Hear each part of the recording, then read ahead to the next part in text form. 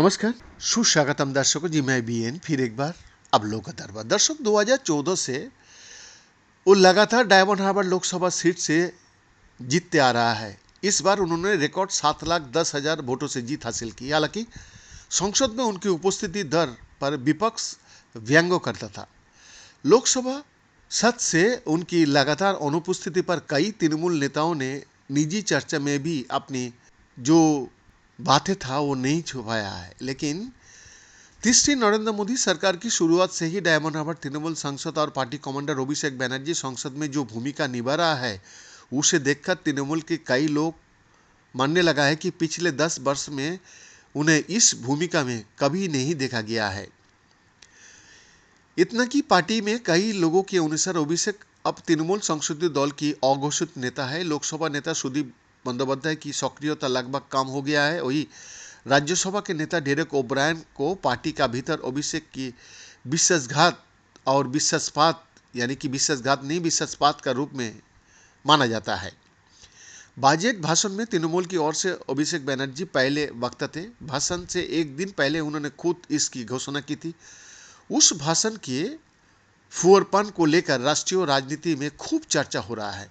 सिर्फ भाषण नहीं, संसद के बाहर मीडिया से बात करते हुए भी अभिषेक मोदी और बीजेपी का विरोध में जो आक्रामक रूप दिखा रहा है उससे इस बार के सांसद अभिषेक और पिछले 10 सालों के सांसद अभिषेक के बीच का अंतर और साफ हो गया है।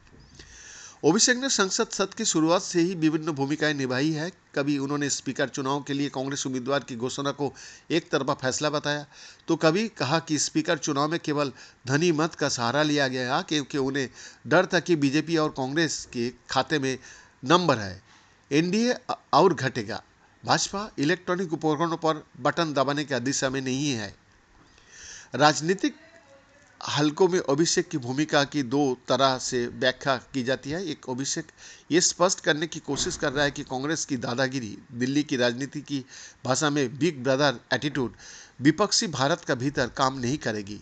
दो, राष्ट्रीय राजनीतिक क्षेत्र में जमीनी स्तर को प्रासंगिक बनाए रखने में निरंतरता बनाए रखना और उस काम को सबसे आगे रखना। ये सच है कि स्पीकर चुनाव के दौरान अभिषेक ने जिस तरह से कांग्रेस की घोषणा को एक तरफा बताया था उससे राहुल गांधी भी दबाव में थे। कई लोगों के अनुसार इसलिए राहुल के संसद भवन के अंदर अभिषेक से अलग बैठकर बात करने के लिए मजबूर होना पड़ा। उस वक्त अभिषेक ने राहुल के फोन पर ममता बनर्जी से भी बात की। उस चर्चा के बाद अभिषेक चुप नहीं बैठे। उन्होंने कांग्रेस से भी ज़्यादा आक्रामक अंदाज में कहा, बीजेपी स्पीकर के चुनाव में वोट करने से डरती है। राजनीतिक हलकों में कई लोगों के मुताबिक अभिषेक इस मामले में दो संदेश भी देना चाहते थे। एक, भाजपा विरोधी दायरे में तृणमूल की स्थिति को बरकरार रखना चाहते थे और दो, साथ ही भाजपा विरोधी स्थिति में कोई कमी नहीं छोड़ना चाहते थे। बहरहाल संसद में नए अभिषेक के देखने के पीछे की बजाय पर चर्चा शुरू हो गया है। तृणमूल की तरह भाजपा में भी कई लोग नए पदार्पण के लिए अलग अलग स्पष्टीकरण दे रहा है। एक युवा तृणमूल सांसद के शब्द में कभी कभी ये स्पष्ट नहीं होता कि लोकसभा में हमारी पार्टी का नेता कौन है, सुदीप दा या एबी यानी अभिषेक। और तृणमूल की एक वरिष्ठ सांसद के शब्द में अभिषेक की शारीरिक भाषा स्पष्ट है, वो है और रहेगा संसद में पहले से ज़्यादा सक्रिय। एक और जहां खुद को राष्ट्रीय राजनीति में प्रोजेक्ट करने की कोशिश कर रहा है वो, वहाँ राहुल गांधी के साथ अलिखित प्रतिद्वंद्विता भी स्पष्ट है। रैलियां और लोकसभा चुनाव नतीजे, अभिषेक ने अपना काम सफलतापूर्वक किया है। अब स्वाभाविक है कि वो संसद में अधिक समय बिताएगी। हालांकि सौगतो लोकसभा में अभिषेक की 10 साल की निष्क्रियता और इस बार की सक्रियता के बारे में किसी तुलनात्मक स्पष्टीकरण में नहीं जाना चाहते।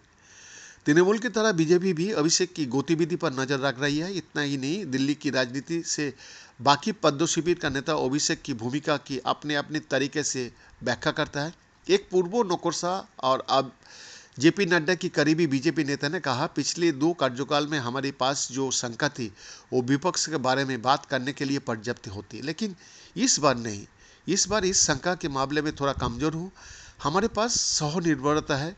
मुझे लगता है कि अभिषेक खुलकर बात करने के लिए इसका फायदा उठा रहा है। अगर ये सरकार पूरा कार्यकाल तक नहीं चली तो तृणमूल की भूमिका अधिक महत्वपूर्ण हो जाएगी। हो सकता है कि अभिषेक ने उन सभी नंबरों को बनाने की प्रक्रिया शुरू कर दिया है।